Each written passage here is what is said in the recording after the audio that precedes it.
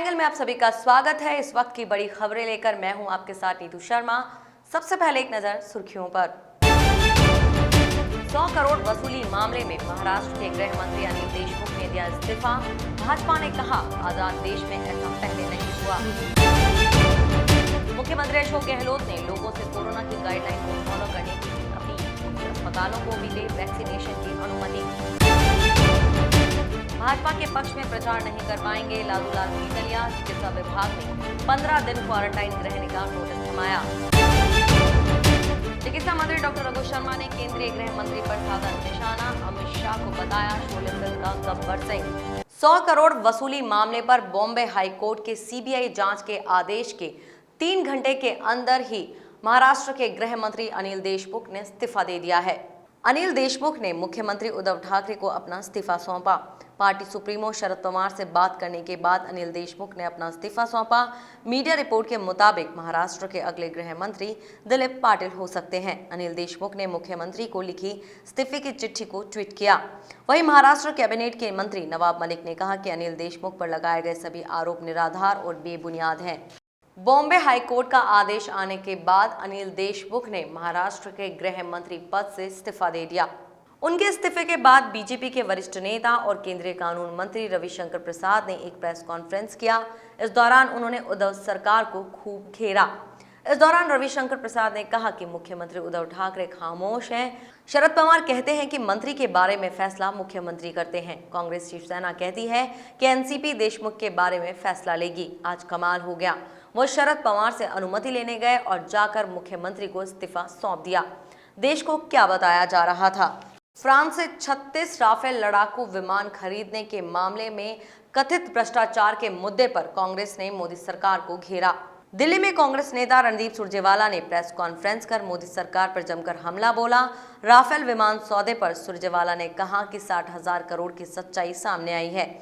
उन्होंने आरोप लगाया कि राफेल विमानों की खरीद में बिचौलियों और कमीशन खोरी को बढ़ावा दिया गया है। सुरजेवाला ने कहा कि फ्रांस की राफेल विमान बनाने वाली कंपनी दसॉल्ट ने यह बात स्वीकार की है कि उसने भारत के साथ राफेल विमान डील में एक बिचौलियों को 1 मिलियन यूरो गिफ्ट के तौर पर दिए हैं। कर्नाटक के मुख्यमंत्री बीएस येदियुरप्पा को 24 एकड़ सरकारी जमीन को लेकर भ्रष्टाचार के मामले में सुप्रीम कोर्ट से राहत मिली है। सुप्रीम कोर्ट ने कर्नाटक के मुख्यमंत्री बीएस येदियुरप्पा के खिलाफ जमीन अधिग्रहण के इरादे से अधिसूचना वापस लेने से संबंधित कथित भ्रष्टाचार के मामले में आपराधिक मुकदमे पर रोक लगा दी है। प्रधान न्यायाधीश एस ए बोबड़े के नेतृत्व वाली एक पीठ ने सुप्रीम कोर्ट के फैसले के खिलाफ मुख्यमंत्री की याचिका पर सुनवाई करते हुए नोटिस जारी किया और उनके खिलाफ सुनवाई पर रोक लगा दी। मुख्यमंत्री ने उनके खिलाफ आपराधिक मुकदमा रद्द किए जाने की मांग वाली उनकी याचिका हाईकोर्ट द्वारा खारिज किए जाने के खिलाफ याचिका दायर की थी। मुख्यमंत्री अशोक गहलोत कोरोना की दूसरी लहर से लोगों के जीवन की रक्षा करने के हर संभव कदम उठा रहे हैं। इसके साथ ही लोगों को जागरूक करने के लिए भी लगातार मीडिया व सोशल मीडिया पर गाइडलाइन को फॉलो करने की अपील करने के साथ वैक्सीनेशन के लिए भी प्रेरित कर रहे हैं। सीएम गहलोत ने सोशल मीडिया पर लोगों को आगाह करते हुए कहा कि कोरोना का संक्रमण तेजी से बढ़ा है। इसे रोकने के लिए हमें सभी लोगों को वैक्सीन लगानी होगी। इसके साथ ही उन्होंने कहा कि भारत में अभी लगाई जा रही 2 वैक्सीनों के अलावा अन्य वैक्सीन को भी भारत में अनुमति दी जाए, जिससे अधिक से अधिक लोगों को जल्द से जल्द टीकाकरण हो सके। भीलवाड़ा की सहाड़ा सीट इस समय चर्चाओं में बनी हुई है। सहाड़ा उपचुनाव सीट पर भाजपा नेता लालूलाल पीतलिया ने पहले बागी होकर नामांकन भरा और उसके बाद वापस ले लिया। इसको लेकर कांग्रेस और भाजपा के बीच आरोप प्रत्यारोप का दौर शुरू हो गया है। इस गरमाए माहौल के बीच लालूलाल पीतलिया ने जयपुर पहुंचकर भाजपा प्रदेशाध्यक्ष डॉक्टर सतीश पूनिया से मुलाकात की। पीतलिया के भाजपा के पक्ष में चुनाव मैदान से हटने के बाद पार्टी ने राहत की सांस ली है। लालूलाल पीतलिया ने सतीश पूनिया से मुलाकात के बाद कहा कि चिट्ठी में मेरी हैंडराइटिंग नहीं है। मैं भाजपा का सच्चा सिपाही हूं। भारतीय जनता पार्टी मेरा परिवार है। सहाड़ा में पार्टी जो दिशा निर्देश देगी उसका पालन करूंगा। मैं जनसेवक के तौर पर सहाड़ा में सक्रिय रहूंगा। भीलवाड़ा की सहाड़ा सीट से भाजपा के बागी लालूलाल पीतलिया ने अपना नामांकन वापस ले लिया। लालूलाल पीतलिया ने भाजपा मुख्यालय पर प्रदेश अध्यक्ष सतीश पूनिया की मौजूदगी में भाजपा प्रत्याशी रतनलाल जाट के समर्थन में प्रचार करने की बात कही। इसी दौरान पीतलिया के आवास पर चिकित्सा विभाग ने 15 दिन क्वारंटाइन रहने का नोटिस चस्पा कर दिया।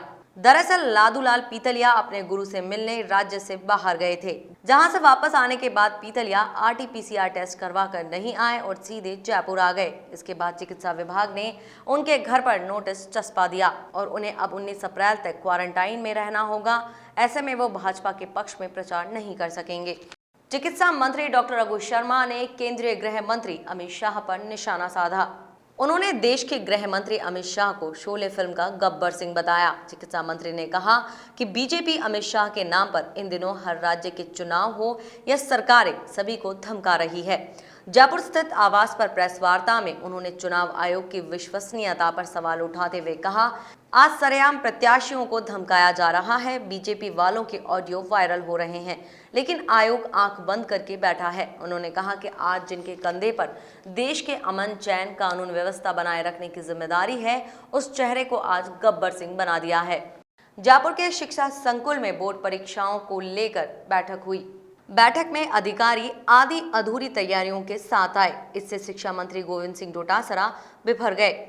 उन्होंने अधिकारियों को खूब फटकार लगाई और पूरी तैयारियों के साथ आने के लिए कहा। डोटासरा ने अधिकारियों को फटकारते हुए 2-3 दिन में दोबारा तारीख तय करके बैठक बुलाने के निर्देश दिए हैं। गौरतलब है कि शिक्षा संकुल में 10वीं और 12वीं की बोर्ड परीक्षाओं को कैसे व्यवस्थित तरीके से करवाया जाए, इसको लेकर बैठक बुलाई गई थी। दूदू से निर्दलीय विधायक बाबूलाल नागर ने कहा कि कोरोना महामारी लगातार फैल रही है। उन्होंने कहा कि प्रदेश में कोरोना की दूसरी लहर चल रही है। दूदू विधायक ने लोगों से कोरोना वैक्सीन लगाने की अपील की। उन्होंने कहा कि पहले जो परेशानी का सामना करना पड़ा वो वापस नहीं झेलनी पड़े, इसके लिए 45 साल से ऊपर के लोगों को कोरोना की वैक्सीन लगानी चाहिए। खबरों का सिलसिला यूं ही जारी रहेगा। देखते रहिए द एंगल। नमस्कार।